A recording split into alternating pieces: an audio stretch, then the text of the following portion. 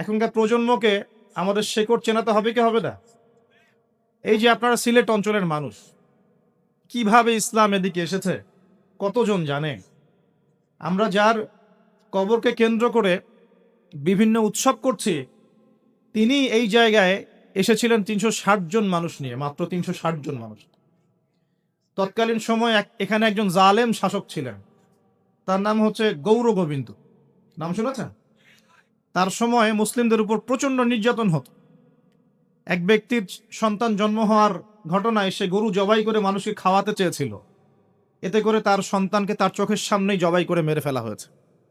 এগুলো ইতিহাসে লেখা আছে, আমরা পড়েছি, আল্লাহ ভালো জানেন, আমরা এগুলো হিস্ট্রির মধ্যে পড়েছি। তো তিনি সোনারগাঁ চলে যান। সোনারগাঁ গিয়ে তৎকালীন বাংলার শাসককে তিনি বিচার দেন। তিনি কিছু ফোর্স পাঠান, সাথে পাঠিয়ে দেন এই ইয়েমেন থেকে আগত এই যে শাহজালাল রাহিমাহুল্লাহ এবং তার ৩৬০ জন। প্রথমে ছিল ২১০ জন। রাস্তায় আস্তে আস্তে আস্তে আস্তে দাওয়াতি কাজ করতে করতে করতে করতে আরও বেশ কিছু অনুসারী তার হন, তার হাতে বায়াত গ্রহণ করেন এবং ৩৬০ জনের একটা বাহিনী তিনি গঠন করেন। শুধু আধ্যাত্মিকত্বেই তিনি আল্লাহর মাআরিফতওয়ালা মানুষ ছিলেন এমন নয়, বরং চলতি পথে মানুষকে দাওয়াতও দিয়েছেন। এক পর্যায়ে রাজা গৌর গোবিন্দের বিরুদ্ধে সশস্ত্র যুদ্ধও করেছেন। আপনারা কি মনে করেন এই অঞ্চলে ইসলাম কিভাবে এসেছে? খালি দাওয়াতের মাধ্যমে? আমি এখন যা দিচ্ছি এটা দাওয়াত, আমি যা দিচ্ছি এটা দাওয়াত। আমি আপনাকে নামাজের দাওয়াত দিতে পারি, কিন্তু নামাজ আমি এখানে প্রতিষ্ঠা করতে পারবো না। আমার কথা কি বুঝতে পারছেন? কিন্তু ওমর রাদিয়াল্লাহু আনহুর যুগে নামাজ প্রতিষ্ঠিত ছিল। কেউ নামাজ না পড়লে শাস্তি প্রদান করা হতো। যখন আপনি নামাজ না পড়লে মুসলিমদেরকে শাস্তি দিতে পারবেন, বালেগ বিনা ওজরে নামাজ পড়ছে না, নামাজের ওয়াক্ত হয়ে গেছে, হাইয়া আলাস সালাহ, আজান হচ্ছে, দোকান খুলে ব্যবসা করছে, যখন ওই দোকানে গিয়ে চার্জ করতে পারবেন তখন সালাত কায়েম হয়েছে। এখন আমরা সালাতে দাওয়াত দিচ্ছি, ভাই নামাজের দিকে আসেন। বিগত ১০০ বছরের অবস্থা আমি ব্যাখ্যা করবো ইনশাল্লাহ সামনে, এটা বলে শেষ করি। তিনি শুধু দাওয়াতই দেন নাই, মানুষের আধ্যাত্মিক বিষয়গুলো পরিবর্তন করেছেন। তার অনুসারীদেরকে নিয়ে সেখানে এসেছেন। ইতিহাসের বইগুলোতে লেখা আছে সেই রাজা জাদুবিদ্যায় পারদর্শী ছিল, জাদুবিদ্যায় পারদর্শী ছিল। ব্রহ্মপুত্র নদী থেকে শুরু করে সুরমা পর্যন্ত প্রত্যেক নদীর নৌযান তিনি বন্ধ করে দেন, যাতে শাহজালাল রাহিমাহুল্লাহ এখানে আসতে না পারে। যখন ইমানের সৈনিকরা মাঠে নামে তখন কুফররা ভয় পায় না? মাইকি পায় না? তো তারাও ভীত ছিল তখন। কারণ যখন আপনি জুলুম করবেন কারো উপরে না, তখন অটোমেটিকলি আপনার মনের মধ্যে একটা ভয় কাজ করবে। যখন আপনি কারো প্রতি জুলুম করবেন, অটোমেটিকলি মনের মধ্যে একটা ভয় কাজ করবে। যখন আপনি শিরক করবেন, মনের মধ্যে ভয় কাজ করবে। যখন আপনি নবীর সুন্নতের খেলাফ চলবেন, ইসলামের এগেইনস্টে শত্রুতা করবেন, মনের কোথায় জানি একটা অজান্তে একটা ভয় কাজ করবে, না জানি আল্লাহ কবে আমাকে ধরেন, হবে না? আর যখন আপনি ভিতর থেকে পবিত্র এবং ভিতর থেকে সত্য যে না, আমি ইমানের উপর আছি, আল্লাহর হুকুম আহকাম পালন করছি, নবীর সুন্নত মেনে চলছি, ইসলামের দাওয়াত দিচ্ছি, আপনার ভিতরে কোথায় জানি একটা কনফিডেন্স থাকবে যে আল্লাহ আমার সাথে আছে। আর কেউ থাক না থাক, আল্লাহ আমার সাথে আছে। দুনিয়াতে না হোক, আল্লাহ পরকালে আমার সাথে আছে। দুনিয়া আখিরাত উভয় জাহানেই আল্লাহ পাক সাথে থাকবেন ইনশাআল্লাহ। তো জাদুবিদ্যা কাজ করলো না। বলা হয়, এটা সত্য মিথ্যা আমরা জানি না, বলা হয় যে নৌযান ছাড়াই আল্লাহ পাকের কুদরতে, আল্লাহ পাক তার কুদরত কিন্তু তার বান্দার মধ্যে প্রকাশ করতে পারেন যাকে ইচ্ছা। তিনি নদী পার হয়েছেন, তার সৈন্যদেরকে নিয়ে পার হয়েছেন, এটা বলা হয়ে থাকে। আল্লাহ ভালো জানেন, আমরা সত্য মিথ্যা বলতে পারবো না। এরপরে এখানে সর্বশেষ যেটা পদক্ষেপ নেওয়া হয়েছিল, লোহা দিয়ে জাদু করা হয়েছে, শিল দিয়ে জাদু করা হয়েছে। এই শিলের জাদু কে ভাঙতে পারবে, এই কথা শাহজালাল রাহিমাহুল্লাহ তার অনুসারীদেরকে বলছিলেন যে তোমাদের মধ্যে যে ব্যক্তি ফজরের নামাজ কোনোদিন কাজা করো নাই, সে উঠে আজান দিলে ইনশাআল্লাহ আল্লাহ পাক এই জাদু ভ্রষ্ট করবেন। সম্ভবত নাসির উদ্দিন নামক একজন ব্যক্তি, বুরহানুদ্দিন, শুক্রিয়া স্যার, বুরহানুদ্দিন নামক একজন ব্যক্তি, তিনি দাঁড়িয়ে বলেন যে আমি কোনোদিন ফজরের নামাজ কাজা করি নাই। চিন্তা করতে পারেন, উম্মার বিজয় কাদের হাতে হয়েছে? বেনামাজিদের হাতে, আমাদের মতো বেনামাজিদের হাতে। আমরা যারা পর্দা করি না আমাদের হাতে, আমরা যারা সুদ খাই আমাদের হাতে, আমরা যারা ব্যভিচার করছি, পরকিয়া করছি, জেনা করছি, মাদক খাচ্ছি, এই তরুণ সমাজ আমাদের হাতে কি উম্মর বিজয় হবে? কি মনে হয় আপনাদের? একদিনও ফজরের নামাজ কাজা হয়নি, সেই ব্যক্তি উঠে আজান দিয়েছেন, সুবহানাল্লাহ। আর শাহজালাল রাহিমাহুল্লাহ তখন বলেছিলেন যে শিল হট, মানে এটা ভেঙে যাওয়ার জন্য। এই শিল এবং হট একত্রিত হয়ে পরবর্তীতে আস্তে আস্তে সিলেট নামটা হয়েছে। তার আগের নাম ছিল জালালাবাদ। কি নাম ছিল? জালালাবাদ। এই যে ইতিহাসগুলো কতজন মানুষ জানে? তিনি একজন তাওহীদপন্থী মানুষ ছিলেন, আল্লাহর ওলি ছিলেন, আল্লাহর মারেফতওয়ালা মানুষ ছিলেন। অনুসারীদেরকে নিয়ে তিনি শুধু দাওয়াতই দেন নাই, জালেমের প্রাসাদ পর্যন্ত চলে গেছেন যুদ্ধ করতে করতে, করেন নাই? এই যে ইসলাম কিভাবে প্রতিষ্ঠা হলো দেখেন, আর শেষের ১০০ বছরে কি হলো? ওই ১২০০ বছরের ইতিহাস আমরা ভুলে গেলাম, কি হলো শেষের ১০০ বছর? আমি আপনাদেরকে ফাইন্ড আউট করছি। দেখুন, লাস্ট ১০০ বছরে আমাদের মুসলিম উম্মার প্রথম যে সমস্যাটা হয়েছে এটা হলো, আমরা কোরআন এবং সুন্নাহর যে পরিপূর্ণ জ্ঞান অর্জন, এই জ্ঞান অর্জনের পিছনে পর্যাপ্ত মেহনত করছি না। এটা ১ নম্বর পয়েন্ট। আমরা কি সবাই কোরআন পড়তে জানি? হলফ করে বলতে পারবেন প্রত্যেক ব্যক্তি, আপনারা যারা শুনছেন আমার লেকচার, সবাই কোরআন তেলাওয়াত করতে পারেন বিশুদ্ধ করে?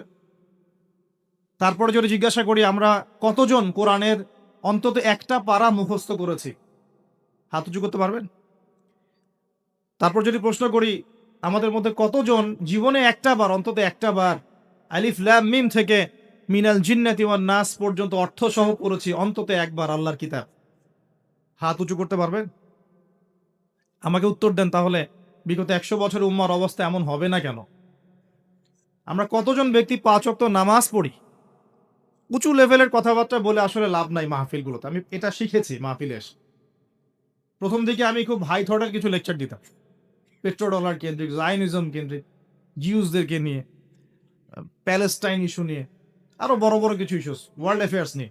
পরে দেখলাম যে আসলে আমরা এমন একটা জায়গায় আছি, এখানে আমাকে প্রশাসনের অনেক ভাই অনেক হেল্প করেছে, অনেক রাজনৈতিক নেতৃবৃন্দ আমাকে অনেক হেল্প করেছে, সমাজ নেতা আমাকে অনেক হেল্প করেছে, আমাদের আলেম ওলামাদের মধ্যে অনেকেই, হকপন্থী অনেক ওলামায়ে কেরাম আমাকে কাছে ডেকে নিয়ে অনেক হেল্প করেছে। বুঝিয়েছে যে যে কথাগুলো মানুষ বুঝতে পারবে না সেগুলো পাবলিকলি বলার কোনো মানে হয় না। পরে আমিও ফিল করলাম যে আসলেই তাই। যেখানে আমি আলোচনা করছি ওইখানকার মানুষ নামাজ পড়ছে না, আমি সেখানে গিয়ে কিভাবে ইকোনমিক বিষয়গুলো বোঝাবো? আমি এমন একটা জায়গায় লেকচার দিচ্ছি যেখানকার মানুষ কোরআন তেলাওয়াত করতে জানছে না, আমি কিভাবে কোরআনের হুকুম আহকামগুলো প্রতিষ্ঠানের কথা বলবো? আমরা এমন একটা জায়গায় বসে আছি যে আমরা সবাই নবীর সুন্নত অনুযায়ী দাঁড়িয়েও রাখছি না। এটা তো একটা সুন্নত আমল, জীবনের প্রত্যেক ক্ষেত্রে সুন্নতের কথাই বলছি না, নিজের দেহের কথাই বলছি, সেখানেও আমরা পিছিয়ে পড়ছি। তাহলে আমি উঁচু লেভেলের কথাবার্তা কিভাবেই বলতে পারি? তখন নিজেকে আরো গুটিয়ে নিলাম, নিয়ে আবার প্রাথমিক অবস্থা থেকে আলোচনা করা শুরু করব। সলাৎ কেন্দ্রিক, পড়াশোনা কেন্দ্রিক, জাকাত কেন্দ্রিক, সওম কেন্দ্রিক, শিরক, তাওহীদ, আকীদা, ঈমান, সুন্নত এগুলো কেন্দ্রিক। এই মাহফিলের সিজনে আমি এগুলোই বলেছি, এর বাইরে কিছু বলিই নি এখন। কারণ মনে করছি যে এগুলো বলার মতো পরিবেশ নাই। আমাদের সবার আগে দরকার জ্ঞানের বিপ্লব। সর্বপ্রথম যেটা প্রয়োজন এই উম্মার সেটা হলো জ্ঞানের বিপ্লব। প্রত্যেক ব্যক্তিকে আল কোরআন তেলাওয়াত করা শিখতে হবে আগে। ওয়াদা করেন, রাজি আছেন কিনা? প্রত্যেক ব্যক্তিকে আল কোরআনুল কারীম বিশুদ্ধ করে তেলাওয়াত করা শিখতে হবে আগে, ইনশাআল্লাহ। ইনশাআল্লাহ যদি আমি আগামী বছর আসি, আমি ৫টা কাজ আপনাদেরকে দিয়ে যাচ্ছি। আগামী বছর এসে আমি ৫টা কাজ আগে নিব, তারপর আলোচনা হবে। ১ নাম্বার, সবাইকে বিশুদ্ধ কোরআন তেলাওয়াত করা শিখতে হবে, ১ নাম্বার। ২ নাম্বার, অন্তত একবার আলিফ লাম মিম থেকে মিনাল জিন্নাতি ওয়ান নাস পর্যন্ত এই ৩০ পারা কোরআন অর্থ সহ অন্তত একটা বার পড়ে দেখতে হবে ১ বছরে। পারবেন? আমি হিসেব করে দেখেছি, যদি প্রত্যেক দিন আপনি ২০টা করে আয়াত তেলাওয়াত করতে পারেন এবং ২০টা আয়াতের অর্থ পড়তে পারেন, আপনি ১ বছরে আল কোরআন শুরু থেকে শেষ পর্যন্ত অর্থ সহ পড়তে পারবেন। দৈনিক ২০টা আয়াত পড়া খুব কঠিন। প্রত্যেক ফরজ নামাজের পরে যদি ৪টা করে আয়াত পড়েন তাও ১৬টা আয়াত হয়, ২০টা আয়াত হয়, সরি। ৫ ওয়াক্ত ফরজ সালাতের পরে যদি আমরা ৪টা করে আয়াত তেলাওয়াত করি, যে কোনো ৪টা আয়াত একদম শুরু থেকে নিয়ে ৪টা করে আয়াত পড়ি এবং অর্থগুলো পড়ি, ৫ ওয়াক্ত নামাজ শেষে আমরা ২০টা আয়াত তেলাওয়াত করে ফেলি। খুব কঠিন। ২ নাম্বার কাজ। ৩ নাম্বার হচ্ছে আমাদের প্রিয় নবী মুহাম্মদুর রাসূলুল্লাহ সাল্লাল্লাহু আলাইহি ওয়াসাল্লামের জীবনী গ্রন্থ অন্তত একটা বার এক বছরে পড়ে দেখতে হবে। পারা যাবে ইনশাআল্লাহ? একটা বইয়ের নাম বলে দেব, আর রাহিকুল মাখতুম। কি নাম? আর রাহিকুল মাখতুম। যদি বই কিনতে না পারেন, সামর্থ্য না থাকে, আমাকে বলেন, কিনে দেবো ইনশাআল্লাহ। প্রয়োজনে আমরাই কিনে দিব, তাও পড়েন। আর রাহিকুল মাখতুম এই বইটা হচ্ছে 1182টা বইয়ের মধ্যে প্রথম পুরস্কার প্রাপ্ত বই। লেখক হচ্ছেন আল্লামা সফিউর রহমান মোবারকপুরী রাহিমাহুল্লাহ। অন্তত এই বইটা পড়তে পারবো না? নবীর জীবনী জানার কোনো প্রয়োজন নাই ভাই।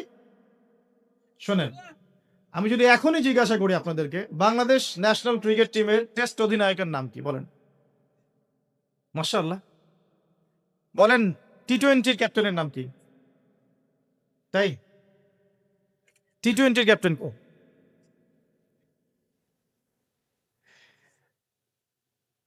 ওডিআই ক্যাপ্টেন কে? আর্জেন্টিনার 3জন প্লেয়ারের নাম বলতে পারবেন? ব্রাজিলের 5জন প্লেয়ারের নাম বলতে পারবেন? বাংলাদেশের ফিল্ম ইন্ডাস্ট্রির 10জন নায়কের নাম বলতে পারবেন? বলিউডের 10জন মহিলার নাম বলতে পারবেন? মহিলা বললাম কারণ বাইরে এদেরকে দেখলে মেয়ে মনে হয়, কিন্তু ভিতরে এরা মহিলা। আপনার কাছে মনে হয় যে মেয়ে, আসলে কিন্তু এরা মহিলা। উপরে যেটা আছে এটা মেকআপ। ঠিক আছে? একটা জোক আছে যে বিয়ের সময় মেয়ে এমন মেকআপ করেছে যে বাসর রাত্রে জামাই আর মেয়েকে চিনতে পারছে না, কারণ সে মুখ ধুয়ে আসছে। সে মনে করছে যে কাকে বিয়ে করলাম। তো এখানে সব প্রসঙ্গ এসেই গেছে, একটা কথা বলেই দেই, যারা বিবাহ করেন নাই এখনো, দিনদার মেয়ে ছাড়া বিয়ে করতে যায় না। যে মেয়ের মধ্যে দিনদারিতা আছে, নামাজ কালাম ঠিক মতো পড়ে, পর্দা ঠিক মতো করে, ইসলামের প্রতি মহব্বত আছে, ঠিক আছে, এই ধরনের মেয়েকে বিয়ে করেন, ইনশাল্লাহ সুখী হবেন। যদি অন্য কিছু সার্চ করেন, হ্যাঁ, দিনদারিতা থাকার পরে যদি আপনার মধ্যে সৌন্দর্য থাকে, বংশ ভালো হয়, অর্থ সম্পদ থাকে, আলহামদুলিল্লাহ, কোনো সমস্যা নেই, কিন্তু দিনদারিতা টপ প্রায়োরিটি পাবে। তো যে প্রসঙ্গে কথাটা বললাম, আমাদের তরুণ প্রজন্মকে যদি আপনি এই প্রশ্নগুলো করেন, তারা কিন্তু উত্তর দিতে পারে। কিন্তু এখন যদি আমি জিজ্ঞাসা করি যে জান্নাতের সুসংবাদ পেয়েছেন এই দুনিয়ার 10জন সাহাবী, জীবদ্দশাতেই বেঁচে থাকতেই জান্নাতের সার্টিফিকেট পেয়ে গেছেন, এমন 10জন সাহাবীর নাম বলুন। পারবেন কি কেউ? কজন পারবেন? আমি যদি বলি 4 খলিফার জন্ম মৃত্যু বলেন, পারবেন কি? আপনি হানাফি মাযহাব অনুসরণ করেন না? ইমাম আবু হানিফা রাহিমাহুল্লাহর আসল নাম কি বলেন দেখি? কতজন পারলেন দেখ? তার জন্ম কত হিজরি, মৃত্যু কত হিজরি বলতে পারবেন? 80 হিজরি জন্ম, মৃত্যু 150, একজন বলতে পেরেছে।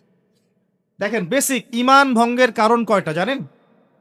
ইমান ভঙ্গের 10টা কারণ আছে, কে বলতে পার? আচ্ছা, ইমান কঠিন হলো, অজু ভঙ্গের কারণ কয়টা, কে বলতে পার? ফরজ গোসলের নিয়ম কানুন। তো বেসিক কিছু প্রশ্নের উত্তর কিন্তু আমরা বলতে পারি না। আল কোরআনে আল্লাহ পাক কতজন নবী রাসূলের কথা বলেছেন? কতজন? 25 জন। কোরআনে কতগুলো সূরা আছে? আল কোরআনে আয়াত সংখ্যা কত? একদম ভুল, 6236। তো শুনুন, এই যে বেসিক প্রশ্ন, কমন জিনিসগুলো যারা আমরা জানি না, অথচ আমরা মাশাআল্লাহ বলিউড, হলিউড, খেলাধুলার জগৎ সব একাকার করে ফেলেছি। বলেন, এই তরুণ প্রজন্মকে দিয়ে কি ইসলামের বিজয় হবে কিনা? কি মনে হয় আপনার? বিগত 100 বছরে আমরা কি করেছি, এই জায়গাটা একটু দেখেন। প্রথমত, আমরা দিনের বেসিক যে পড়াশোনার জ্ঞান অর্জন, এই জ্ঞান অর্জন থেকে আমরা মোটামুটি পিছিয়ে যাচ্ছি। আমরা মনে করছি যে এগুলো আলেম ওলামাদেরই কাজ, দায়ীদের, বক্তাদের, তাদেরই কাজ দিনকে নিয়ে ফিকির করা, আমাদের কোনো দায়িত্ব নাই। এটা কি ঠিক হবে? এই দিন কি আমাদের সবার না? বাংলাদেশ একটা রাষ্ট্র। বাংলাদেশ রাষ্ট্রটা কি শুধু পলিটিশিয়ানদের দ্বারাই টিকে থাকে? এখানে সাধারণ জনগণ আছে, পুলিশ প্রশাসন আছে, যুবক যুবতী আছে, শিশুরা আছে, বিভিন্ন অর্থনৈতিক সেক্টরে মানুষ আছে, ফাইন্যান্সের ক্ষেত্রে মানুষ আছে, মিলস, ইন্ডাস্ট্রিজ, ফ্যাক্টরিজ আছে, অনেক কিছু আছে। সবকিছু মিলেই কি একটা জাতি না? এখন যদি মনে একটা অংশের মানুষ দায়িত্ব ছেড়ে দেয়, শুধু প্রশাসন বলে যে আমরা দায়িত্ব পালন করব না, আপনারা বোঝেন, তাহলে এই পুরো দেশের সিস্টেমটা কলাপস করবে না? শুধু ব্যাংকিং সিস্টেমের মানুষরা যদি বলে আমরা আর ব্যাংক ট্যাঙ্ক চালাবো না, আপনারা চালান, যা করেন করেন, এই দেশের ইকোনমিক সেকশনটা কলাপস করবে না? যদি ব্যবসায়ীরা বলে আমরা কোনো ব্যবসা করবো না, শুধু এই যে এক্সপোর্ট ইম্পোর্ট অথবা এই যে ট্রানজাকশন, মানে বাস ট্রাক যেটা আমরা বলি, শ্রমিক, মোটর শ্রমিক, তারাই যদি বলে আমরা আর গাড়ি ঘোড়া চালাবো না, জনগণ ভোগান্তিতে পড়বে না? একটা রাষ্ট্র বলেন, সমাজ বলেন, উম্মা বলেন, টিকে থাকে সবার প্রচেষ্টার উপরে। সবাই যখন যার যার জায়গা থেকে তার দায়িত্ব পালন করে, তখন সে রাষ্ট্রের বিজয় কেউ ঠেকাতে পারে? কেউ পারবে না ইনশাল্লাহ। একই জিনিস উম্মার ক্ষেত্রেও। আমরা যদি মনে করি যে আমরা এটা আলেম ওলামাদেরই কাজ, হ্যাঁ, হাফেজে কোরআন তারাই কোরআন চর্চা করবে, যিনি মুফতি মুহাদ্দিস তারাই ইসলাম নিয়ে পড়ে থাকবে, আমরা কিছু জানি না, তাহলে সমস্যা। আমাদের বেসিক জ্ঞান সবাইকে অর্জন করা উচিত। রাসূল সাল্লাল্লাহু আলাইহি ওয়াসাল্লাম বলছেন, তালাবুল ইলমি ফরিদা আলা কুল্লি মুসলিম, প্রত্যেক মুসলমানের উপরে দিনের জ্ঞান অর্জন করাটা ফরজ করা হয়েছে। আমরা কি পড়াশোনা করবো ইনশাল্লাহ? একটু বেসিক পড়াশোনা করবেন, কোরআন পড়াটা শিখুন, অন্তত পক্ষে নবী সাল্লাল্লাহু আলাইহি ওয়াসাল্লামের 40টা হাদিস মুখস্থ করেন, বেসিক কিতাবগুলো পড়েন, যেমন রিয়াদুস সালেহিন, বুলুগুল মারাম, মিশকাতুল মাসাবি, হাদিসে আরবাঈন, ফয়জুল কালাম, বেসিক বইগুলো একটু পড়ার চেষ্টা করেন। নবী সিরাতগুলো পড়েন, ইসলামের ইতিহাসগুলো পড়েন, আকীদার বইগুলো পড়েন। এরপরে আপনি কোনো মাসআলায় ঠেকে গেলে ইমাম সাহেব আছেন, আলেম আছেন, মুহাদ্দিস আছেন, মুফতিরা আছেন, তাদেরকে জিজ্ঞাসা করবেন এবং তাদের সাথে পরামর্শ না করে দিন পালন করবেন না, অবশ্যই পরামর্শ করবেন। আল্লাহ পাক তৌফিক এনায়েত করুন। কাজ দিয়ে যাচ্ছি, কোরআন তেলাওয়াত শিখতে হবে, নবীর জীবনে একবার পড়তে হবে, একবার টপ টু বটম কোরআনের অর্থ পড়বেন। আরেকটা কাজ দিব, সেটা হলো নবী সাল্লাল্লাহু আলাইহি ওয়াসাল্লামের 40 হাদিস করা যাবে ইনশাল্লাহ। 1 বছর সময় থাকলো, পারবেন তো ইনশাল্লাহ? উম্মাহ পিছিয়ে পড়ার কারণ প্রথমত জ্ঞান থেকে পিছিয়ে পড়া। শুধু এই জ্ঞান নয়, আমরা কিন্তু অনেক ক্ষেত্রে বিশ্বে যে জ্ঞানগুলো মানে প্রয়োজন হচ্ছে, যেমন আইসিটি, আপনার medical science, engineering, philosophy, economics, geopolitics, যে বিশ্বকে ডিল করতে যে জ্ঞানগুলো দরকার, এই জ্ঞানগুলো অর্জনের ক্ষেত্রেও কিন্তু আমরা অনেকে পিছিয়ে পড়ছি না? পড়ছি কি না? একজন ইমাম সাহেব কেন জানবেন না যে ওয়ার্ল্ডে কি হচ্ছে? কেন জানবেন না? জানা উচিত কি না? একজন মুফতি সাহেব কেন বুঝবেন না যে বিশ্বের অর্থনীতি কিভাবে চলছে? কেন বুঝবেন না? বুঝতে হবে কি না? না হলে বিশ্বকে আমি ডিল করবো কিভাবে? অতএব এই জেনারেল সেকশনের পড়াশোনা এটাও ফেলে দেওয়া যাবে না। আমার কথা বুঝতে পারছেন? জেনারেল সেকশনের পড়াশোনাটাকেও ফেলে দেওয়া যাবে না, বরং এই পড়াশোনাটাকে ইসলামের সাথে কম্বাইন্ড করে আপনাকে আগামীতে চলতে হবে। পারা যাবে ইনশাল্লাহ?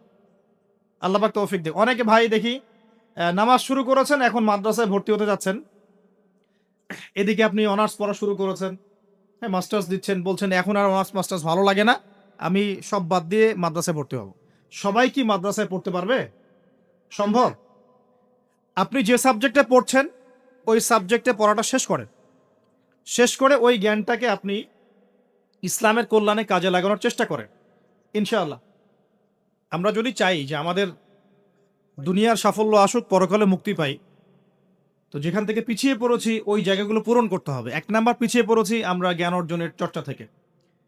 আমি রিকোয়েস্ট করব প্রত্যেক মুসলমান ভাই যেন দিনের অন্তত বেসিক পড়াশোনাগুলো করেন, জ্ঞান অর্জন করেন। আল্লাহ পাক তৌফিক এনায়েত করুন, আমিন। সবচেয়ে বেশি প্রয়োজন আমাদের জ্ঞানের বিপ্লব, এবং এই জ্ঞান চর্চার মধ্য দিয়ে ইনশাআল্লাহ আমরা সমাজ পরিবর্তন করব ইনশাআল্লাহ তাআলা। দেখুন, আইয়ামে জাহিলিয়াতের সেই 23 বছর পরিবর্তন হয়েছে কোরআন এবং সুন্নাহর জ্ঞানের মাধ্যমে। কিন্তু নবী সাল্লাল্লাহু আলাইহি ওয়াসাল্লাম এই কোরআন সুন্নাহর জ্ঞানকে সাহাবীদের মধ্যে ছড়িয়ে দিয়েছেন এবং তারা সেই জ্ঞানের আলোকে তাদের ব্যক্তিজীবন পরিবর্তন করেছেন, তাদের পরিবার পরিবর্তন করেছেন, তাদের আকীদা বিশ্বাস পরিবর্তন করেছেন। দুনিয়ার যে বস্তুবাদিতা, এখান থেকে পরকালের চেতনা জাগ্রত হয়েছে। আল্লাহ পাকের আদেশের সামনে আত্মসমর্পণের চেতনা নিয়েছেন। এক পর্যায়ে তারা কিন্তু দিনের জন্য সংগ্রাম করেছেন, কষ্ট স্বীকার করেছেন, প্রয়োজনে তারা কিন্তু মক্কা থেকে হিজরত করে মদিনাতেও চলে গেছে। মানে তারা সবকিছুই করেছেন, কিন্তু শুরুটা হয়েছিল কি দিয়ে? জ্ঞানের চর্চার মধ্য দিয়ে। তাহলে আমাদের প্রথম কি দরকার ভাই? কোরআন এবং হাদিসের কেন্দ্রিক জ্ঞানের চর্চা। আল্লাহ পাক সবাইকে করার তৌফিক এনায়েত করুন, আমিন। আর এই জ্ঞান চর্চাটার কথা বলি, একা একা হবে না, ওস্তাদ লাগবে কি না? টিচার লাগবে, ওস্তাদ লাগবে। যে যে সেক্টরে জ্ঞান অর্জন করছেন সেখানকার ওস্তাদদের সাথে সুসম্পর্ক রেখে বরেণ্য উলামায়ে কেরামদের সাথে সহবতে থেকে আপনি জ্ঞানের চর্চা করেন ইনশাআল্লাহ তাআলা। আল্লাহ পাক আপনার জ্ঞানে বরকত দান করুন, আমি দোয়া করি। দ্বিতীয় যে বিষয়টা আমরা পিছিয়ে পড়েছি বিগত 100 বছরে, সেটা হলো আমরা জানি অনেক কিছুই, জানা অনুযায়ী আমল সবাই করি না। এটা হচ্ছে দ্বিতীয় রিজন। আমরা অনেক সময় অনেক বড় বড় কথা বলি, কিন্তু কথা অনুযায়ী কাজ নাই। অনেক কিছু জানি ঠিকই, কিন্তু আমল করতে পারি না। আমরা একটা সূত্র ফলো করলেই জানা অনুযায়ী আমল করতে পারবো ইনশাআল্লাহ। আমি কি সূত্রটা বলে দিব?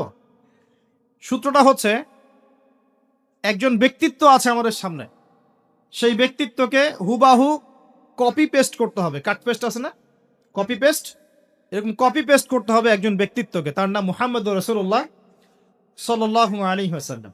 আজকে রাত্রে লেকচার শুনলেন, বাসায় গিয়ে ঘুমাবেন। এমনি এমনি ঘুমাবেন না, ঘুমানোর আগে বিসমিল্লাহ বলে লাইটটা অফ করবেন, বিছানাটা বিসমিল্লাহ বলে ঝাড়বেন, ঠিক আছে? ওয়াশরুম থেকে পারলে অজু করে আসবেন, মশারি দিচ্ছেন, লাইটস অফ করছেন, পাত্র যেগুলো আছে সেগুলো একটু ঢেকে রাখবেন বিসমিল্লাহ বলে, দরজা লাগাবেন বিসমিল্লাহ বলে। এরপর 3 বার পড়বেন সূরা ইখলাস একবার, সূরা ফালাক একবার, সূরা নাস একবার, পরে হাত একত্রিত করে ফু দিয়ে গা মাসাহ করবেন। এই কাজটা 3 বার করবেন। একবার আয়াতুল কুরসি পড়বেন, সূরা বাকারার 255 নম্বর আয়াত, আল্লাহু লা ইলাহা ইল্লা হুয়াল হাইয়ুল কাইয়ুম, এটা শেষ পর্যন্ত। এরপর সূরা বাকারার শেষের 3টা আয়াত পড়বেন, লিল্লাহি মা ফিস সামাওয়াতি, এখান থেকে ফানসুরনা আলাল কওমিল কাফিরিন পর্যন্ত। তারপর ডান কাতে পাশ ফিরবেন, বলবেন আল্লাহুম্মা বিইসমিকা আমুতু ওয়া আহইয়া।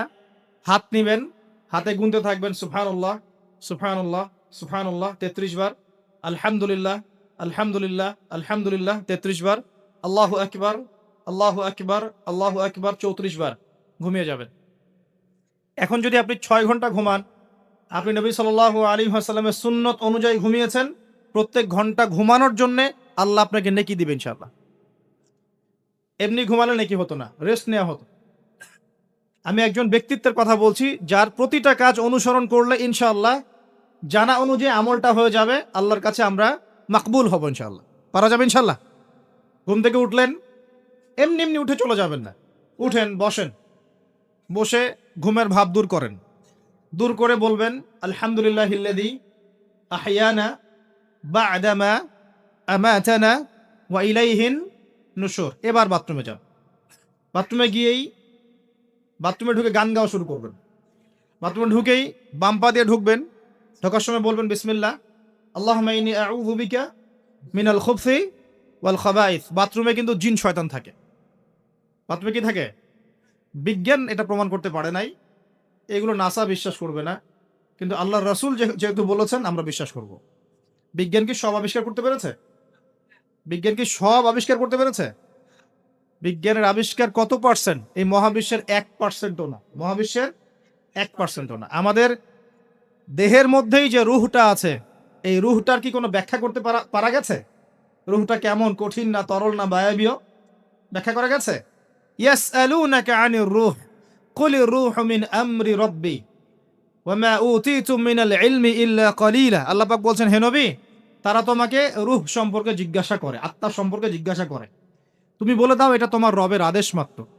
রবের আদেশে এসেছে, আদেশেই চলে যাবে। আর এ বিষয়ে তোমাদেরকে বেশি জ্ঞান দেয়া হয় নাই। তাহলে এই জ্ঞান কি দেয়া হয়েছে আমাদেরকে? জ্ঞান দেয়া হয় না। আর জ্ঞান কি আমরা নিজেরাই প্রডিউস করি না আল্লাহ পাক জ্ঞান দেন? কোনটা? আল্লাহ পাক কি বলছেন? আল্লামাল ইনসানা মা লাম ইয়ালাম। মানুষকে আল্লাহ পাক সেই জ্ঞান শিক্ষা দিয়েছেন যা মানুষ জানতো না। তার মানে সৃষ্টিগতভাবে আমরা জ্ঞানী ছিলাম না। আদম আলাইহিস সালামকে সৃষ্টি করে আল্লাহ পাক কি করছেন? ওয়া আল্লামা আদামাল আসমা কুল্লাহা। আমি আদমকে সৃষ্টি করে তাকে সমস্ত নাম শিক্ষা দিয়েছি, আল্লাহ পাক বলছেন। আদম আলাইহিস সালাম কি সৃষ্টিগতভাবে জ্ঞানী ছিলেন, নাকি আল্লাহ পাক তাকে জ্ঞানী করেছেন? কোনটা? আল্লাহ পাক জ্ঞানী করেছেন। সো জ্ঞান কার পক্ষ থেকে আসে? আল্লাহর পক্ষ থেকে। এটাই হচ্ছে ওয়াকুলিল হাক্কু মির রাব্বিকুম, হক বা সত্য জ্ঞান তোমার রবের পক্ষ থেকে আসে। ফালা তাকুনান্না মিনাল মুমতারিন, তুমি সন্দেহবাদীদের অন্তর্ভুক্ত হইও না, আল্লাহ পাক বলছেন। তো বাথরুমে জিন থাকে এটা বিশ্বাস করলাম তো। এবার দোয়াটা পড়লেন, এবার আপনি ইস্তেনজা সারলেন, তারপরে বের হওয়ার সময় বলছেন গুফরানাকা। কি বলছেন? গুফরান। আরেকটা দোয়া আছে, আলহামদুলিল্লাহিল্লাযী আযহাবা আনিল আযান ওয়া আফানি গুফরানাকা। ওযু করবেন, অজুর আগে বলবেন বিসমিল্লাহ। অজু করার সময় খুব বেশি পানি অপচয় করবেন না, কারণ অপচয়ে সবচেয়ে পটু জাতি এখন মুসলিমরা। অপচয়ে সবচেয়ে পটু জাতি মুসলিমরা। রাষ্ট্রীয় সম্পদ অপচয় করে, গ্যাস অপচয় করে, তেল অপচয় করে, পানি অপচয় করে, সময় অপচয় করে, সবই অপচয় করে, নিজের হায়াতও অপচয় করে। এই তরুণ যুব সমাজ নিজের হায়াত অপচয় করে, অপচয় করে না? অনলাইন কত হায়াত খেয়ে ফেলছে আমাদের। আর ওখানে গেলে আপনি কতটুকু ভালো পাবেন? ভালো যতটুকু পাবেন তার চেয়ে বেশি খারাপ পাবেন। ভালো যতটুকু পাবেন তার চেয়ে বেশি খারাপ পাবেন। হয়তো বলতে পারেন, ভাই আপনাদের লেকচার শুনছি অনলাইনে। শুনছেন ঠিক আছে, কিন্তু লেকচার শোনার মাঝখানে অ্যাড চলে আসে না? লেকচার শুনলেন, ভালো কথা, আলহামদুলিল্লাহ। একটু পর দেখবেন একটা নগ্ন মেয়ের ভিডিও চলে আসতেছে, একটা গান চলে আসতেছে। আর এগুলো সব অ্যালগোরিদম। অ্যালগোরিদম কিন্তু মুসলিমরা আবিষ্কার করেছিল। এখন সেই অ্যালগোরিদম নিয়ে পশ্চিমারা কি করেছে? অ্যালগোরিদম দিয়ে আপনার ব্রেনটাকে সেট করা হয়েছে। মানে আপনি যেই ভিডিওটা একটু বেশি সময় দেখবেন, ঠিক আছে, বা যে বিষয়ে একটু কথাবার্তা বলবেন, দেখবেন সেটা ওরা ক্যাচ করবে। ক্যাচ করে আপনি যখন পরে এই ফেসবুকে ঢুকবেন, দেখবেন সেই ভিডিও আপনার সামনে, ওই সিমিলার ভিডিওস আপনার সামনে আসতেই আছে, আসতেই আছে, আসতেই আছে। ওরা কিন্তু অ্যালগোরিদম দিয়ে আপনাকে ট্রেস করেছে। মানে আপনি ফেসবুক চালাচ্ছেন না, ফেসবুক আপনাকে চালাচ্ছে এখন। কথা বুঝতে পারছেন? আচ্ছা, আসুন সামনে যাই। এবার অজু করলেন, প্রথমে বিসমিল্লাহ বললেন, শেষে বলবেন কি? আশহাদু আল্লা ইলাহা ইল্লাল্লাহ ওয়াহদাহু লা শারীকা লাহু ওয়া আশহাদু আন্না মুহাম্মাদান আবদুহু ওয়া রাসূলুহু। তার আগে মেসওয়াক করে নিবেন। কি করবেন? মেসওয়াক মানে ব্রাশ, ঠিক আছে, কোনো সমস্যা নাই। ব্রাশ করছেন, ওকে, আদায় হয়ে গেছে ইনশাআল্লাহ। মুখ পরিষ্কার করা, দুর্গন্ধ দূর করা।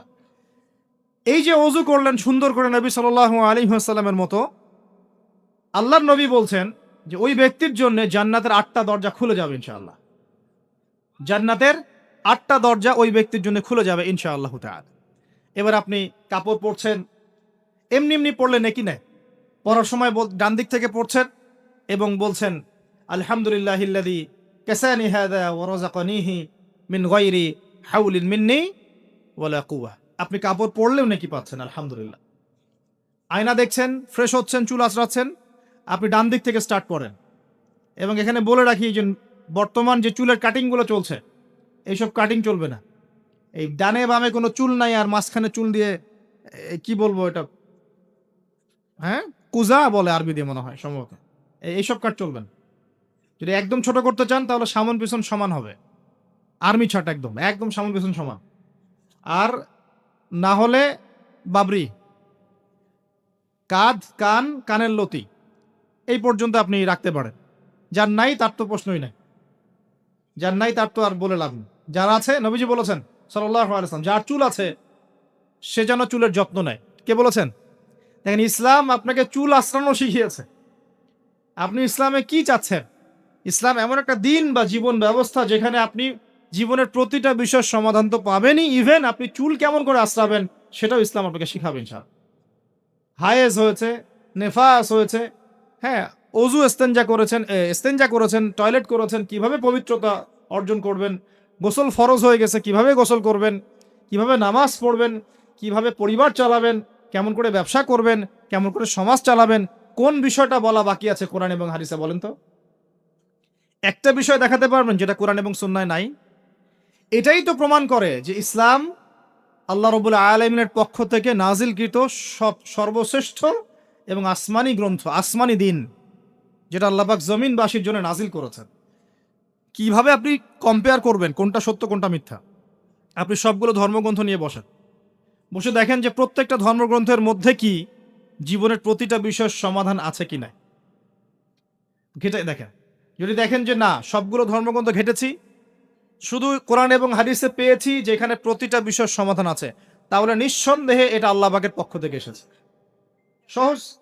আর যখন জেনে যাবেন এটা আল্লাহর পক্ষ থেকে এসেছে, তখন আমাদের কর্তব্য তার সামনে আত্মসমর্পণ করা। আল্লাহ পাক আমাদের সবাইকে পরিপূর্ণ মুসলমান হওয়ার তৌফিক দান করুন। ওযু শেষ, এবার যাবেন নামাজে। নামাজে যাওয়ার সময় বাসা থেকে বের হচ্ছেন, আল্লাহর রাসূল শিখিয়েছেন আপনাকে বলতে হবে বিসমিল্লাহ, বিসমিল্লাহি তাওয়াক্কালতু আলাল্লাহ ওয়ালা হাওলা ওয়ালা কুওয়াতা ইল্লা বিল্লাহ। বের হলেন, আপনার সাথে একজন ফেরেশতা থাকবেন ইনশাআল্লাহ, শয়তান দূরে চলে যাবে ইনশাআল্লাহ।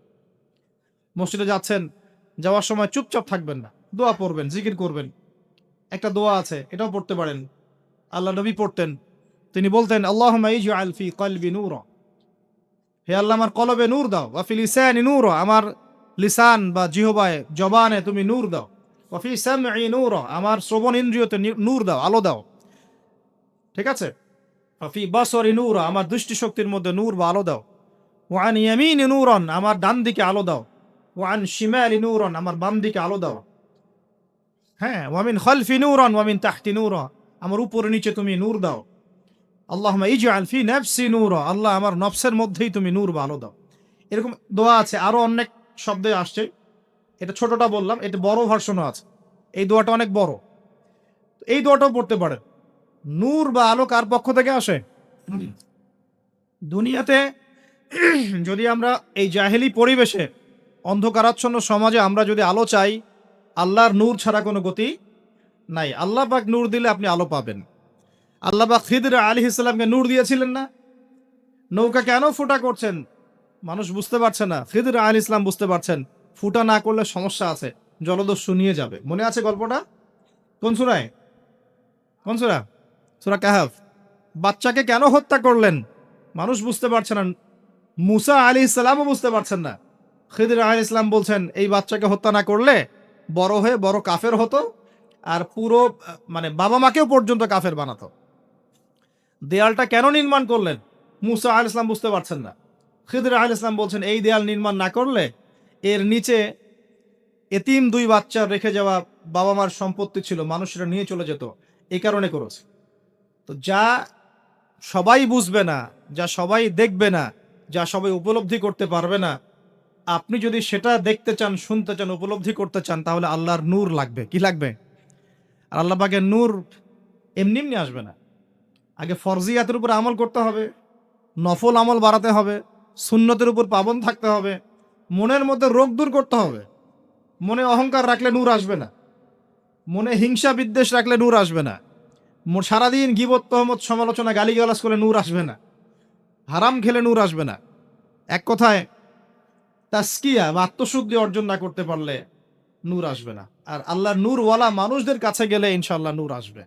এরকম মানুষ তো খুঁজে পাওয়া এখন মুশকিল, মুশকিল না? আমরা মোটামুটি সবাই দিন দিন কেমন জানি বস্তুবাদী হয়ে যাচ্ছে। বস্তুবাদী মানে দুনিয়ার ফিকিরটা বেশি, দুনিয়া ঠিক রেখে তারপর পরকাল করতে চায়, তাই না ভাই? আল্লাহ পাক আমাদেরকে বোঝার তৌফিক দেখ যে এই দুনিয়ার জীবনটা সংক্ষিপ্ত এবং চিরস্থায়ী নয়। আমাদের প্রতিটা কাজ পরকালীন স্বার্থে করা উচিত। আল্লাহ পাক বোঝার তৌফিক দান। নামাজ পড়তে যাবেন, এবার নামাজের মধ্যে চেষ্টা করবেন আজান এবং একামত এর মাঝখানে বেশি বেশি দোয়া করার জন্য। নবীজি বলেছেন আজান একামতের মাঝখানে দোয়াগুলো আল্লাহ পাক ফেরত দেন না। আজান একামতের মাঝখানে যে কোনো দোয়া করবেন ইনশাআল্লাহ আল্লাহ পাক কবুল করবেন, যদি আপনার রিজিকটা হালাল হয়। আল্লাহ পাক তৌফিক দান করুন, আমিন। তারপরে নামাজে দাঁড়ালেন, একামত হয়ে গেছে, এখন কি নামাজ কি আমরা 4 মিনিটে 4 রাকাত নামাজ শেষ করে দিব? আমরা কি 3G 4G 5G নামাজ পড়বো, নাকি নবী সাল্লাল্লাহু আলাইহি ওয়াসাল্লামের মতো ধীর স্থিরভাবে নামাজ পড়বো, কোনটা? আর নামাজের যে কিছু মাসআলা আছে, এই মাসআলা ইখতিলাফি মাসআলাগুলো কি নিয়েই কি আমরা পড়ে থাকবো, নাকি নামাজের ভিতরে যে প্রাণ, আধ্যাত্মিকত্ব, ইহসান, মারিফত এগুলোর ফিকির করব, কোনটা বলেন? হাত কোথায় বাঁধবো, পায়ে পা লাগাবো কি লাগাবো না, আমিন জোরে বলবো না আস্তে বলবো, আর কি রফুল ইয়াদান করবো কিনা, ব্যাস এই তো আমাদের মাসআলা, নাকি? এইগুলো নিয়েই তো আমরা মোটামুটি মসজিদ তো ভাগ করেছি মাশাআল্লাহ অনেক, নাকি? এবং সেগুলোকে আমরা মনে করি যে আমরা জিহাদ করেছি সমাজের মধ্যে। হ্যাঁ, উম্মার ঐক্য নষ্ট হয়ে গেছে। উম্মার ঐক্য কি হয়েছে? নষ্ট হয়ে গেছে। এভাবে আস্তে আস্তে উম্মার ঐক্য নষ্ট করা হয়েছে। আর উম্মার ঐক্য যে নষ্ট হোক এটা কারা চাইবে? ইসলামের বন্ধুরা না শত্রুরা? আমরা সবাই মিলে যদি এই পুরো বাঙালি জাতি এবং আমার উম্মা যারা আছি মুসলিম, আমরা সবাই ঐক্যবদ্ধ থাকি, আমাদেরকে কি হারানো খুব সহজ, নাকি বিভক্ত হয়ে গেলে সহজ? তো বিভক্ত হয়ে যায় এটা কারা চাইবে? নিঃসন্দেহে ইসলামের দুশ্মনরাই চাইবে। তো আমরা বিভক্ত হয়ে যাচ্ছি কারণে অকারণে। তো দেখুন নামাজের মূল জিনিসটা কি? আল্লাহকে পাওয়া। নামাজে দাঁড়িয়েছি, নামাজে কতটুকু মনোযোগ থাকে, কি পড়ি বুঝি কিনা, সূরা ফাতিহার অর্থ বুঝি কিনা, সেজদায় আল্লাহকে পাই কিনা, আমি দোয়া করলে আমার চোখ দিয়ে পানি ঝরে কিনা, তেলাওয়াত বুঝি কিনা, রুকু ধীরস্থিরভাবে করি কিনা, সেজদা ধীরস্থিরভাবে করি কিনা, নামাজে কি আমি চুরি করি, এগুলো খেয়াল রাখতে হবে। স্থিরতা থাকবে। অনেকে দেখি নামাজে রুকু করেন, রুকু থেকে মাথা না তুলেই তাবাস করে সেজদায় চলে যান, করেন কি না? এটা নামাজ চুরি করা। এই নামাজ আল্লাহর কাছে কবুল হয় না। একটা হাদিসে আসছে বহু নামাজি আছে যাদের নামাজ শেষ হওয়ার পরে নামাজটাকে নিয়ে তাদের মুখের উপর নিক্ষেপ করে দেওয়া হয়। বলেন নাউজুবিল্লাহ। আমরা কি এমন নামাজি হতে চাই? নবী সাল্লাল্লাহু আলাইহি ওয়াসাল্লাম নামাজে দাঁড়াতেন, দুনিয়া ভুলে যেতেন, দুনিয়ার ফিকির থাকতো না কোনো, পা ফুলে যেত, তিনি টেরই পাচ্ছেন না। একটা হাদিসে আসছে নবী সাল্লাল্লাহু আলাইহি ওয়াসাল্লাম এক রাকাতের মধ্যে প্রায় 4.5 পারা কোরআন তেলাওয়াত করেছেন। আমরা তো এতটুকু পারবো না, আমরা জানি, কিন্তু অন্তত পক্ষে 10টা আয়াত যদি পড়ি, একটা সূরাও যদি পড়ি, এটাকে ধীর স্থিরভাবে পড়া যাবে কিনা? যাবে না? একটু অর্থটা বুঝে পড়া যায় না? আমরা যখন সূরা ফাতিহা পড়ি, আল্লাহ পাকের সাথে আমরা কিন্তু কথোপকথন করি, আপনি কি জানেন? এই হাদিসে শোনেন, যখন আল্লাহু আকবার বলে দাঁড়াই এবং সূরা ফাতিহা সানার পরে সূরা ফাতিহা স্টার্ট করে আমরা বলি আলহামদুলিল্লাহি রাব্বিল আলামিন, আল্লাহ পাক উত্তর প্রদান করেন, বলেন হামিদানি আব্দি। আমরা বলি আর রহমানির রহিম, আল্লাহ পাক বলেন ইসনা আলাইয়া আব্দি। আমরা বলি মালিকি ইয়াউমিদ্দিন, আমরা বলি যখন আল্লাহ পাক তার উত্তর দেন, বলেন মাজ্জাদানি আব্দি। আমরা বলি ইয়াকা না'বুদু ওয়া ইয়াকা নাস্তাঈন, আল্লাহ পাক বলেন হাযা বাইনি ওয়া বাইনা আব্দি।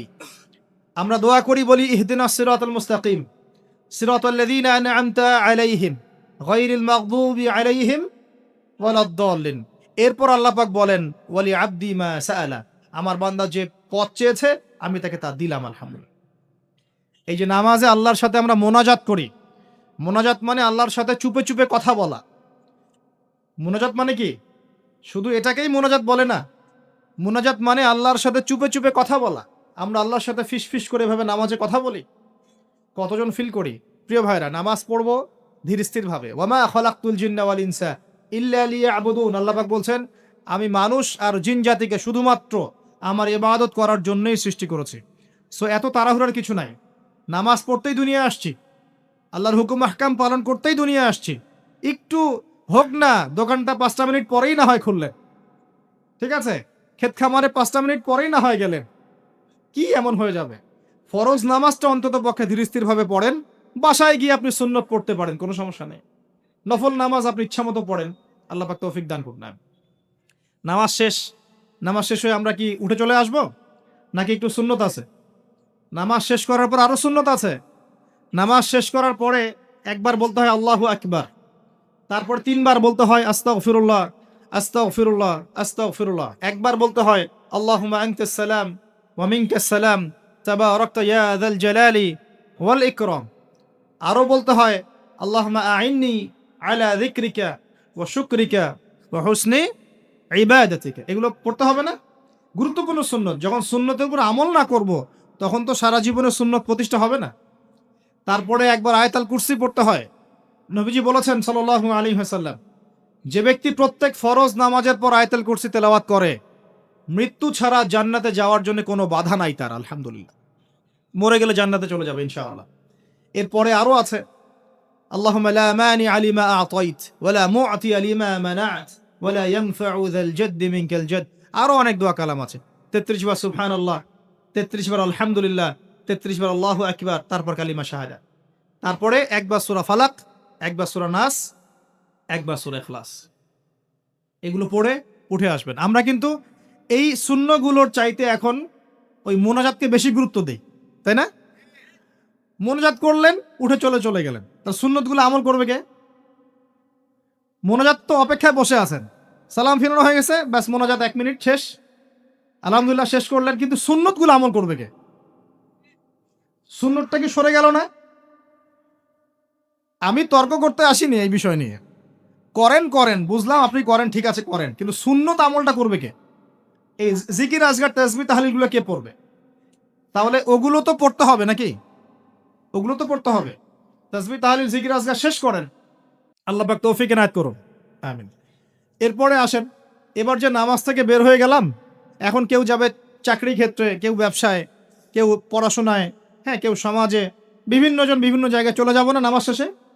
আচ্ছা, এখন ঘুমালাম নবীর মতো, উঠলাম নবীর মতো, দাঁত ব্রাশ করলাম, মাশাআল্লাহ, মেসওয়াক করলাম, ওযু করলাম, ইস্তিনজা করলাম, নামাজে গেলাম, নামাজও পড়লাম, সবকিছু নবীর মতোই করলাম সাল্লাল্লাহু আলাইহি ওয়াসাল্লাম।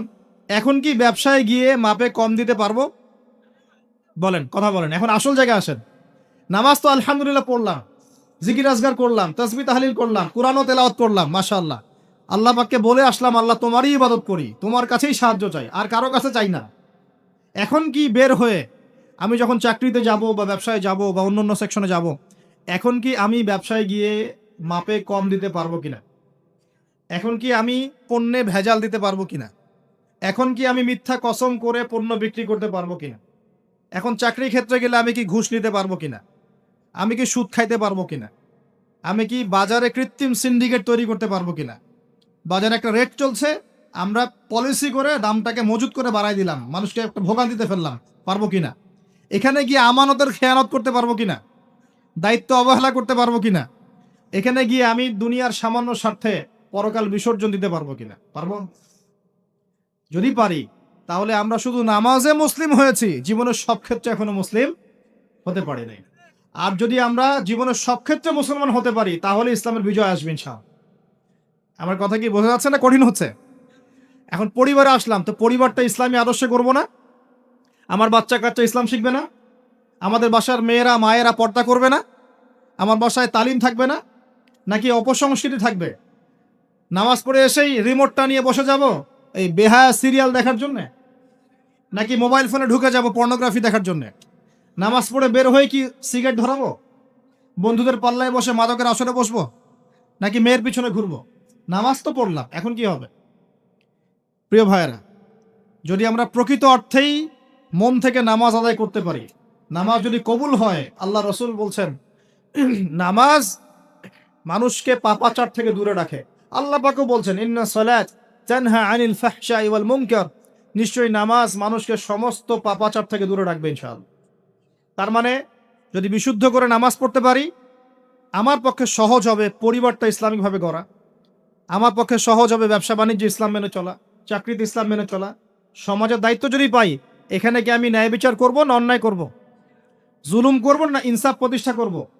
খেয়ানত করব না আমানতদারিতা বজায় রাখবো? আল্লাহ পাক তৌফিক এনায়েত করুন, যেন জীবনের প্রতিটা ক্ষেত্রে আমরা ইসলাম ফলো করতে পারি। আমরা পিছিয়ে পড়েছি সুন্নতের অবহেলার কারণে, জ্ঞানের চর্চা ছেড়ে দেওয়ার কারণে, জানা অনুযায়ী আমল না করার কারণে, এবং ইসলাম জীবনের সমস্ত ক্ষেত্রে বাস্তবায়ন না করার কারণে। আমি কি বোঝাতে পারছি ভাই? আরও পিছিয়ে পড়েছি হারাম রিজিক খাওয়ার পিছনে। হারাম রিজিক খেয়েছি, দোয়া কবুল হচ্ছে না, পিছিয়ে পড়ছি আমরা। আমরা পিছিয়ে পড়েছি আমাদের মা বোনদের পর্দার গাফেলতির কারণে। আপনি যদি কোনো সমাজকে ধ্বংস করতে চান, তাহলে ওই সমাজের মধ্যে বেহায়া মেয়েদেরকে, নগ্ন মেয়েদেরকে ছড়িয়ে দেন। যদি আপনি কোনো সমাজকে ধ্বংস করতে চান, যুব সমাজের মধ্যে মাদক ছড়িয়ে দেন। আপনি যদি কোনো সমাজকে ধ্বংস করতে চান, তাহলে সমাজের নেতৃত্ব প্রদানকারী মানুষদেরকে করাপ্টেড বানিয়ে দেন, সমাজ ধ্বংস হয়ে যাবে। আমরা কিন্তু দিন দিন এই কাজগুলো করেছি। আমাদের যুব সমাজের মধ্যে মাদক ছড়িয়ে গেছে না? মেয়েদের মধ্যে বেপরদামি ছড়িয়ে গেছে না? এই তো কয়দিন আগে দেখলেন না, ফ্রি মিক্সিং নিয়ে যে এতদিন ধরে কথা বলে আসছি, দেখলেন না টিচার কি করলো মেয়েদের সাথে? আপনি মেয়েকে পড়াতে যাচ্ছেন, পড়াচ্ছেন একজন পুরুষ টিচারকে দিয়ে। 10টা মেয়ে পড়ছে একটা ব্যাচে প্রাইভেট করে, একটা পুরুষ টিচার পড়াচ্ছে। 2 দিন পর ঘটনা ঘটে যাচ্ছে, হচ্ছে না? আমরা এই ফ্রি মিক্সিং মানে নারী পুরুষের অবাধ মেলামেশার ফলে সমাজটা ধ্বংস করে ফেলছি। মেয়েদের একটা ফাংশন আছে, মেয়েদের ফাংশন মেয়েদের ক্ষেত্রে, ছেলেদের ফাংশন ছেলেদের ক্ষেত্রে। একে যখন আপনি মিশ্রিত করে দিবেন, এরকম দুর্ঘটনা ঘটবে, প্রতিনিয়তই ঘটবে, কেউ ঠেকাতে পারবে না। নসিহত করে কি হবে? কারণ নসিহত করে তো সব হচ্ছে না। যাদের হাতে এই ক্ষমতাগুলো আছে, তারা যদি সমাজের মধ্যে ফ্রি মিক্সিংটাকে রোধ করতে পারেন, সমাজের মধ্যে ইনশাল্লাহ দেখবেন একটা সাম্য আসবে, ব্যালেন্স হবে, এবং ছেলে মেয়েদের মধ্যে এই অবাধ মেলামেশা কমে যাবে ইনশাল্লাহ। অবাধ মেলামেশার ফলে জেনা বেড়েছে, ধর্ষণ বেড়েছে, পরকীয়া বেড়েছে, আর অনেক কিছু হয়েছে। একটা বাচ্চা মেয়ে পর্যন্ত এখন সেফ হচ্ছে না, বাচ্চা মেয়েকে পর্যন্ত মানুষ ধর্ষণ করে দিচ্ছে না? না, আমরা আমাদের ছেলে মেয়েদের জন্য কোন পরিবেশ সমাজ রেখে যাচ্ছি ভাবতে হবে তো। আল্লাহ পাক আমাদেরকে বোঝার তৌফিক দান করুন। আমাদের মা বোনদেরকে পর্দায় রাখতে হবে। প্রিয় ভাইয়েরা, এটার থেকে গাফেলতির কারণে আমরা পিছিয়ে পড়েছি। আরও পড়েছি ওই যে বললাম দায়িত্বহীনতা, মানে আমরা মনে করি দিনের দায়িত্ব শুধু আলেম ওলামাদের। এই দায়িত্বহীনতার কারণে আমরা সবাই দিনের ক্ষেত্রে আস্তে আস্তে আস্তে অনেকটা পিছিয়ে আসছি। আরও আছে কারণ। কারণ হচ্ছে ইসলামের ভিতরে, ইসলামের লেবাজে পোশাকে অনেক মোনাফেক ঘোরাফেরা করছে, এরাও ইসলামকে পিছিয়ে দিচ্ছে। আর ইসলামের প্রকাশ্য শত্রু যারা, যারা সারা বিশ্ব থেকে মুসলিমদের নাম নিশান মিটিয়ে ফেলতে চায়, এরা বিভিন্ন এজেন্ডা মুসলিম সমাজে বাস্তবায়ন করছে। এজেন্ডাগুলোর কারণেও মুসলমানরা আজকে পিছিয়ে পড়ছে।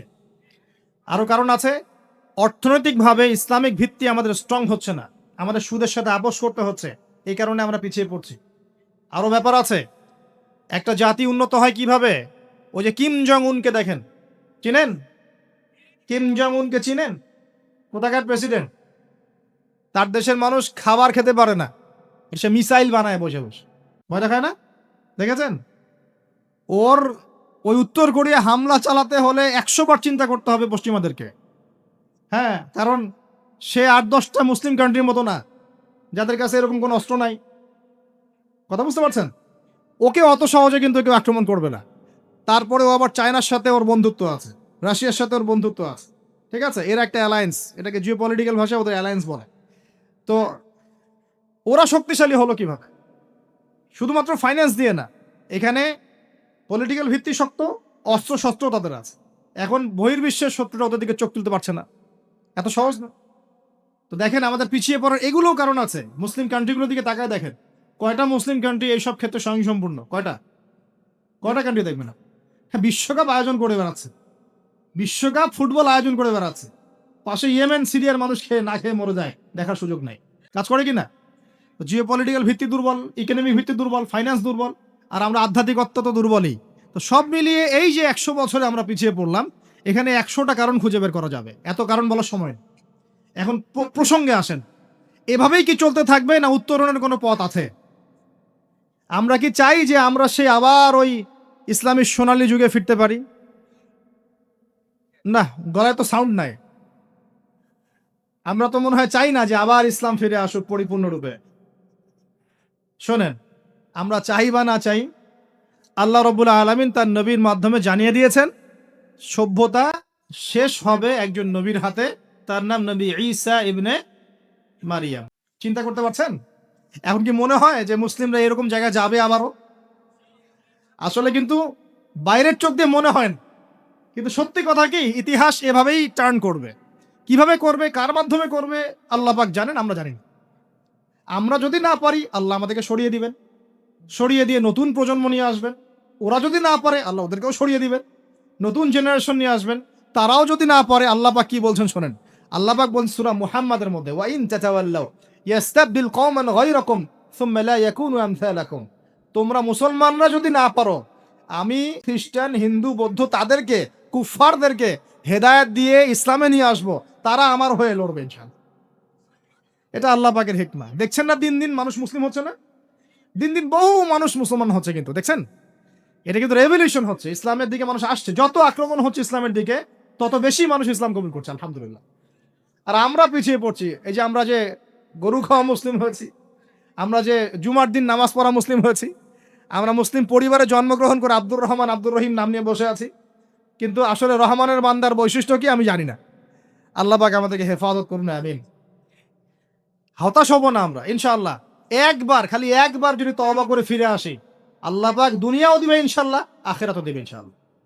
খালি একবার বলতে হবে, আস্তাগফিরুল্লাহাল্লাযী লা ইলাহা ইল্লা হুয়াল হাইয়ুল কাইয়্যুম ওয়া আতুবু ইলাইহি। আল্লাহ, জীবনে যা পাপ করেছি মাফ করে দাও, আগামী জীবনে হায়াতে রিজিকে বরকত দাও, এবং পুরো জীবন যেন ইসলাম পালন করতে পারি, প্রচার করতে পারি, প্রসার করতে পারি, মানুষের মাঝখানে দিনের ভালো কথা বলতে পারি। আল্লাহ পাক দিনের বিজয় যেন অংশ নিতে পারি, সে তৌফিক আল্লাহ পাক দান করুন। আল্লাহ পাক কবুল করার মালিক না?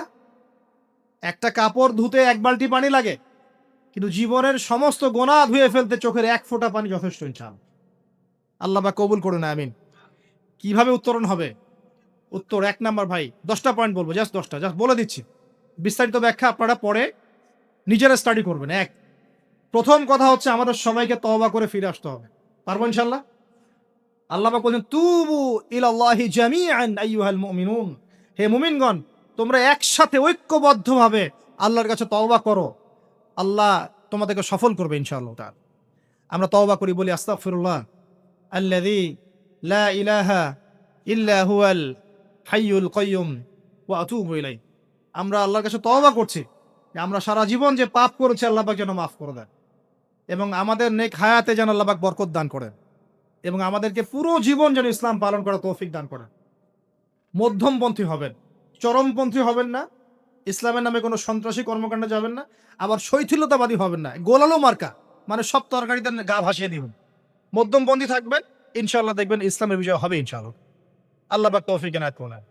এক নাম্বার কাজ তওবা করে ফিরে আসা। 2 নাম্বার, আমাদের সবাইকে দিনের জ্ঞান চর্চা করতে হবে। রাজি আছি ইনশাআল্লাহ?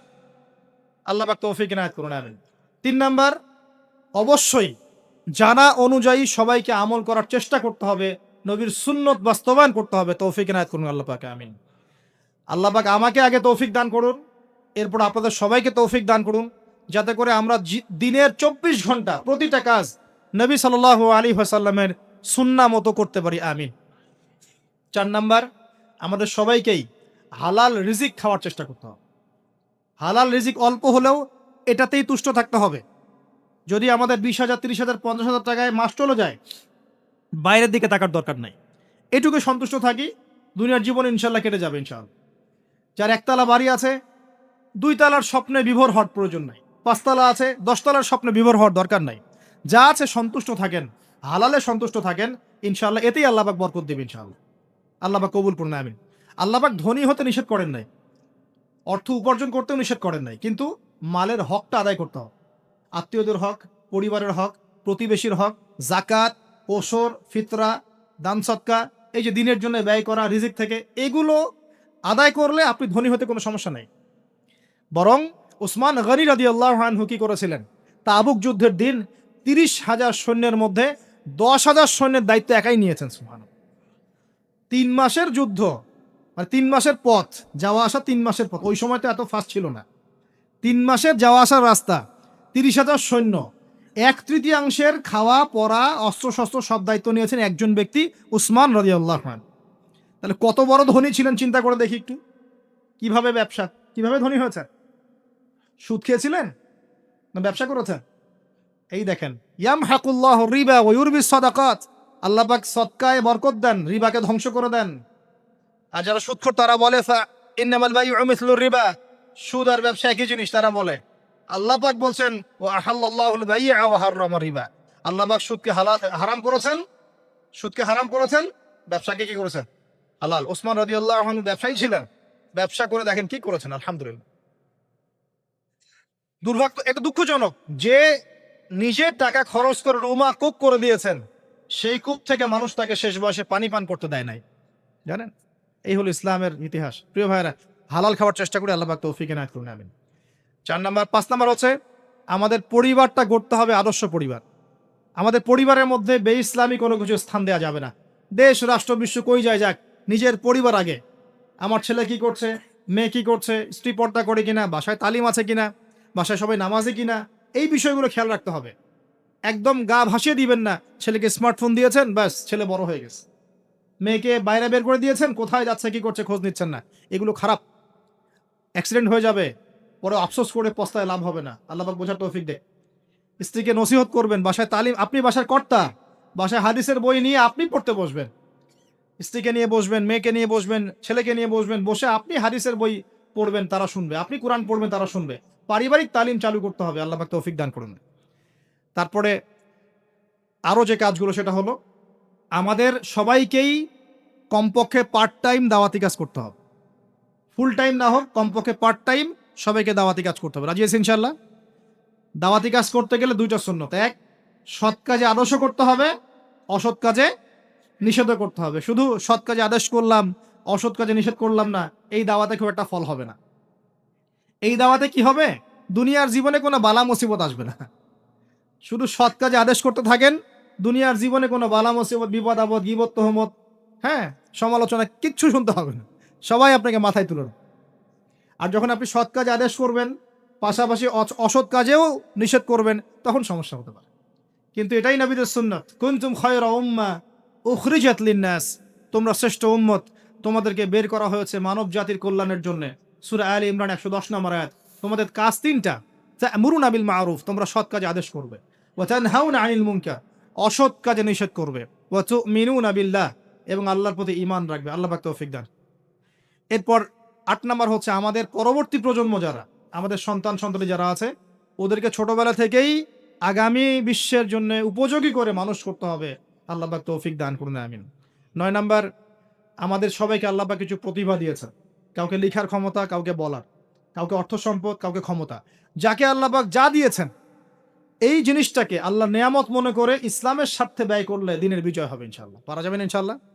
একজন ডক্টর তার জায়গা থেকে দিনের খেদমত করতে পারেন, একজন ইঞ্জিনিয়ার তার জায়গা থেকেই দিনের খেদমত করতে পারেন, একজন ব্যবসায়ী তার অর্থ সম্পদ কাজে লাগিয়ে আপনি দিনের উপকার করতে পারেন, একজন বক্তা তার বক্তব্যের স্কিলকে কাজে লাগিয়ে মানুষকে দিন বোঝাতে পারেন, একজন লেখক সুন্দর লেখনীর মধ্য দিয়ে দিন বোঝাতে পারেন, একজন পলিটিশিয়ান তার ক্ষমতাকে কাজে লাগিয়ে কিন্তু দিনের কল্যাণে কাজ করতে পারেন, পারেন না? সবাই যদি সবার জায়গা থেকে ইসলামের কল্যাণে একটু কাজ করি, ইনশাল্লাহ দুনিয়ায় কি পাই না পাই পরকালে জান্নাত পাবো ইনশাল্লাহ। রাজি আছি তো ইনশাল্লাহ? সবশেষ কথা, আমাদের ঊর্ধ্বতন কর্তৃপক্ষ যারা থাকবে কারোর সাথে কোনো রকম ক্রন্দলে যাওয়ার দরকার নেই। যখন আপনি উম্মতের মধ্যে ক্রন্দলে চলে যাবেন, একে অপর ভাইয়ে ভাইয়ে লড়াই করা শুরু করবেন, তখন উম্মার মধ্যে ফাটল সৃষ্টি হবে, বিভক্তি দেখা দিবে, ঐক্য নষ্ট হয়ে যাবে, শক্তি কমে যাবে, ইসলামের ভিতরের বাইরের শত্রুরা সুযোগ পেয়ে যাবে, তখন আমাদের ক্ষতি হবে, উপকার হবে না। এই কথাটা ভালো করে বোঝার চেষ্টা করবেন। আল্লাহ পাক আমাদেরকে বলেছেন নসিহত করতে, উত্তম নসিহত করতে, যেন তারা ভুলটা বুঝতে পারেন। আমাদের কাজ ফাযাক্কিরিন মা আনতা মুযাক্কির, তুমি উপদেশ দাও, তুমি শুধু উপদেশ দাতা।